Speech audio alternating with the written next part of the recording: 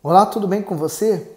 Estamos aqui para mais uma vez dar continuidade a essa meditação do Novo Testamento em ordem cronológica. E nós estamos lendo agora Mateus capítulo 24, a partir do versículo 17, uma mensagem muito importante do que o Senhor Jesus disse, deixou aqui bem claro para o que vai acontecer no futuro, quais são as nossas atitudes, o que devemos fazer, como devemos nos preocupar e nos preparar. Então, vamos ler com carinho esse capítulo 24, porque ele é importante para os nossos dias. Mas, como sempre eu peço, dê o seu gosto ao vídeo, partilhe com outras pessoas e, como sempre, chamando o autor desse livro para estar junto conosco. Meu Deus, eu entrego essa meditação mais uma vez nas tuas mãos e que através dela o teu Espírito Santo venha fluir e falar conosco. Abre o nosso entendimento para que possamos compreender muito bem o que o Senhor quer dizer através da tua palavra. Que assim seja. Mateus 24, 18. E quem estiver no campo, não volte atrás a buscar as suas vestes. O comentário. Quem estiver no campo, em tempos de guerras e de calamidades, a preocupação de cada um deveria ser em buscar um lugar seguro para se proteger e preservar a sua vida. Se a pessoa fosse apegada aos bens materiais, iria tentar resgatar o que ficou para trás e assim poderia morrer. Com isso, Jesus quis mostrar que a vida é muito mais valiosa do que todos os bens deste mundo. E olha, eu lembro aqui da guerra da Ucrânia, assim como quando foi avisado do que haveria, as pessoas começaram a correr da Ucrânia, sair às pressas, porque tinham medo de morrer. E o que elas faziam? Carregavam apenas uma mala e nada mais. Deixavam toda a sua vida, toda a sua história para trás. Então, é isso que o Senhor Jesus está dizendo. Nesse dia, não adianta você ficar apegado a nada, porque o dinheiro não vai valer a pena. Nenhuma conquista, nenhum bem vai valer a pena. Porque isso você não vai poder trocar pela sua vida. 19. Mas ai das grávidas e das que amamentam naqueles dias. O comentário, ai das grávidas. Imagine uma grande fuga em massa, com as pessoas desesperadas para escapar dos horrores da guerra, da fome e do caos. Com esse cenário, como uma mulher grávida ou com um bebê nos braços conseguiria escapar. As dificuldades seriam muito maiores para as que estiverem nessas condições. Bom, de novo eu volto à guerra da Ucrânia, por exemplo. Nós já vimos em reportagem mulheres que estavam fugindo e tiveram trabalho de parto no meio do caminho, Então, assim, os horrores é realmente horrível, Crianças em hospitais tendo que estar, tentar a segurança delas ao máximo, pessoas doentes, enfim, é o horror da guerra, Então, olha só quantas coisas que o Senhor Jesus deixou para nós, que são preciosas para os nossos dias de agora. No 20, e orai para que a vossa fuga não aconteça no inverno nem no sábado. Comentário, fuga no inverno ou no sábado. O Senhor Jesus mandou orar para que a fuga de Jerusalém não acontecesse nessas circunstâncias. Afinal, o frio era muito intenso no inverno, o que dificultava qualquer tentativa de fuga. Além disso, as estradas ficavam muitas vezes intransitáveis devido ao gelo e às fortes tempestades. A situação se agravaria se a fuga ocorresse em um sábado, porque os judeus não podiam, pela lei de Moisés, nem sair do seu lugar. Portanto, se eles tivessem que fugir nesse dia, poderiam se salvar, mas estariam infringindo a lei. De igual modo, quando a grande tribulação chegar, dificilmente alguém conseguirá escapar do anticristo, pois haverá um grande controle de toda a população mundial. Quem se submeter a ele preservará a sua vida por um tempo, mas se condenará para sempre ao lago de fogo e enxofre. Porém, quem não se curvar a ele, por assumir a fé no Senhor Jesus, perderá a sua vida neste mundo, mas salvará a sua vida, a sua alma do tormento eterno.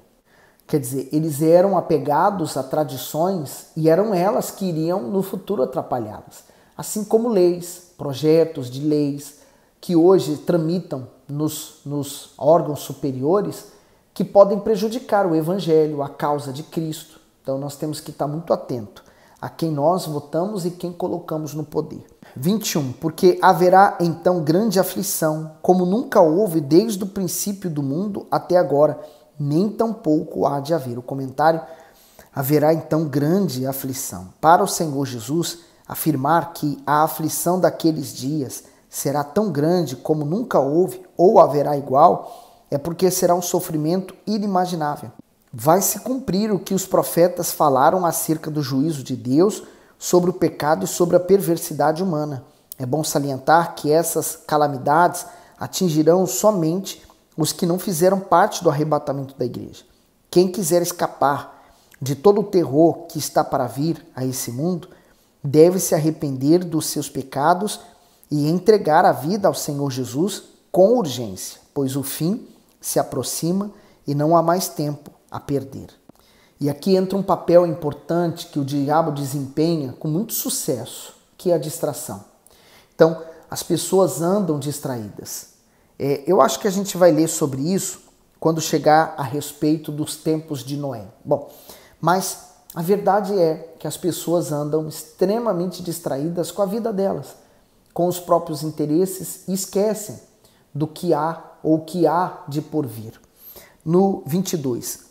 E se aqueles dias não fossem abreviados, nenhuma carne se salvaria, mas por causa dos escolhidos serão abreviados aqueles dias. Então, a carne, né? O nascido da carne, que não nasceu de Deus ainda. Então, essa pessoa, se não fosse por isso, né, a abreviação dos tempos, muitos não seriam salvos. Hoje nós vivemos numa altura em que há tantos escândalos, tanta coisa errada acontecendo, mas nós temos que preservar a nossa fé até o fim. 23. Então, se alguém vos disser, eis aqui o Cristo, está aqui ou ali, não lhe deis crédito.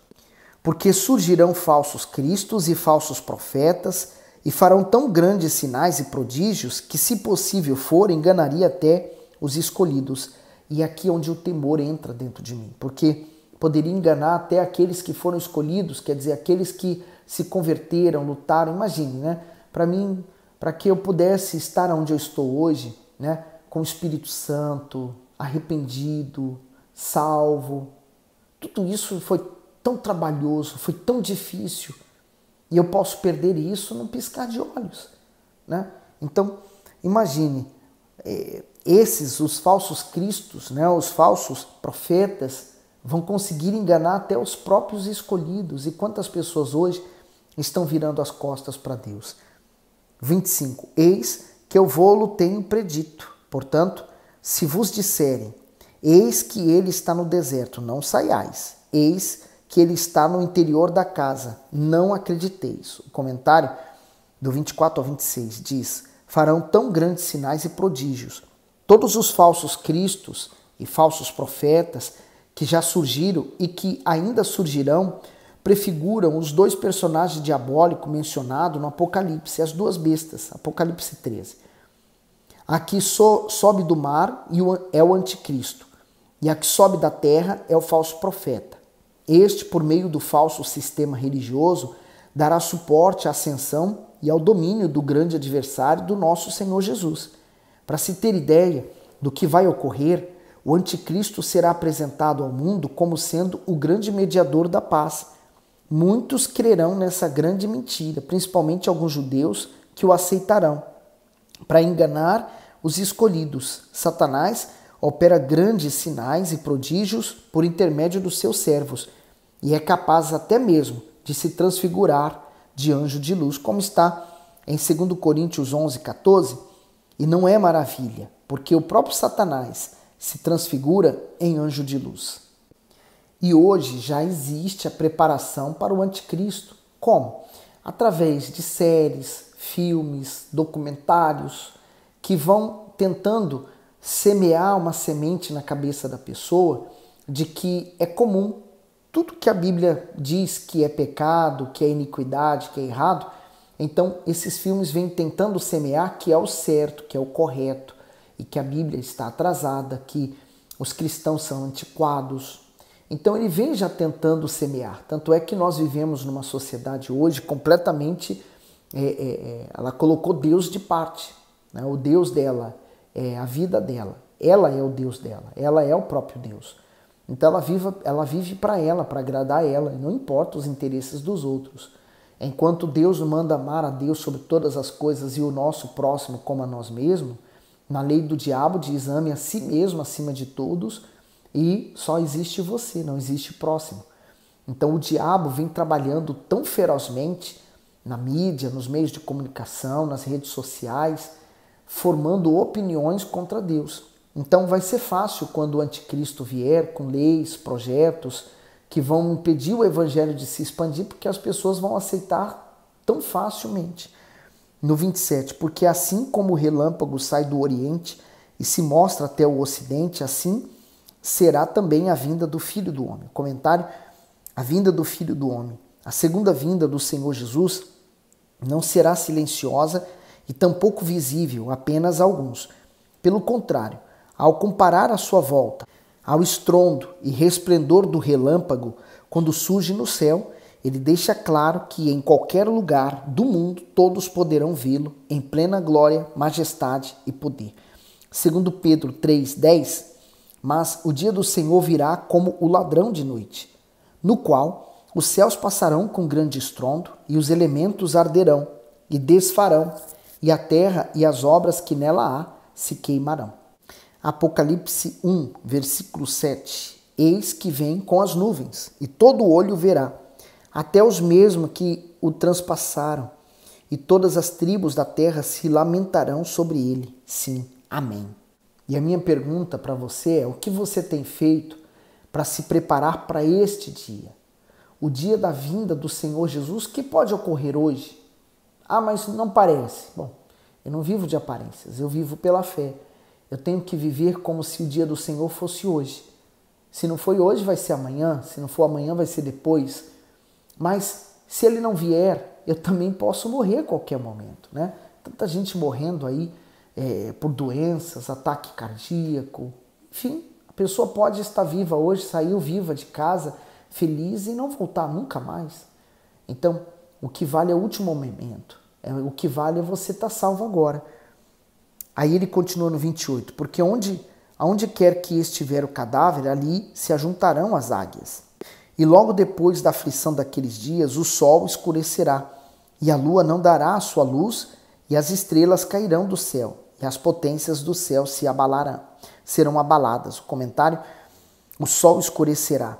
Não somente a terra será abalada pelas guerras, pelas pragas e pelos terremotos, os céus também serão abalados. O mestre revelou que, antes da sua manifestação com grande poder e glória, acontecerão grandes sinais cósmicos que deixarão o mundo em pânico e desespero. Com o escurecimento do sol, da lua e das estrelas, as trevas tomarão conta do planeta. Isaías 13, 9 ao 10. Eis que vem o dia do Senhor horrendo, com furor e ira ardente, para pôr a terra em assolação e pela destruição e dela destruir os pecadores. Porque as estrelas dos céus e as suas constelações não darão a sua luz. O sol se escurecerá ao nascer e a lua não resplandecerá com a sua glória. Há pessoas que estão tão distraídas que elas só vão se dar conta de que elas desprezaram o mais importante quando Jesus voltar ou quando morrerem e verem que não tem mais solução. 30. Então aparecerá no céu o sinal do Filho do Homem, e todas as tribos da terra se lamentarão, e verão o Filho do Homem, vindo sobre as nuvens do céu com poder e grande glória. O comentário diz: e verão o Filho do Homem. Após os grandes sinais no céu, o nosso Senhor aparecerá nas alturas, não mais como servo, mas como Rei e Senhor. Ele virá revestido de glória e majestade e estará acompanhado pelos seus santos anjos e pela sua amada igreja. Esse grande acontecimento será visível a todos os povos do planeta. Aqueles que o desprezaram terão de encará-lo nesse grande dia. Ele não retornará para ser humilhado e pregado em uma cruz, mas para julgar todos os incrédulos, os perversos e os que rejeitaram a sua palavra. Apocalipse 19, 11 ao 15. E viu o céu aberto, e eis o cavalo branco, e o que estava sentado sobre ele chama-se Fiel e Verdadeiro, e julga e peleja com justiça. E os seus olhos eram como chama de fogo, e sobre a sua cabeça havia muitos diademas, e tinha um nome escrito que ninguém sabia senão ele mesmo. E estava vestido de uma veste tingida em sangue, e o nome pelo qual se chama é a Palavra de Deus. E seguiam-no o exército do céu em cavalos brancos e vestidos de linho fino branco e puro. E da sua boca saiu uma aguda espada para ferir com ela as nações. E eles as regerá com vara de ferro. E ele mesmo é o que pisa o lagar do vinho, do furor e da ira do Deus Todo-Poderoso. Concluindo o comentário, a hora de tomar uma decisão, de se entregar a Jesus é agora. Amanhã pode ser tarde demais. E eu vou parar aqui no 31.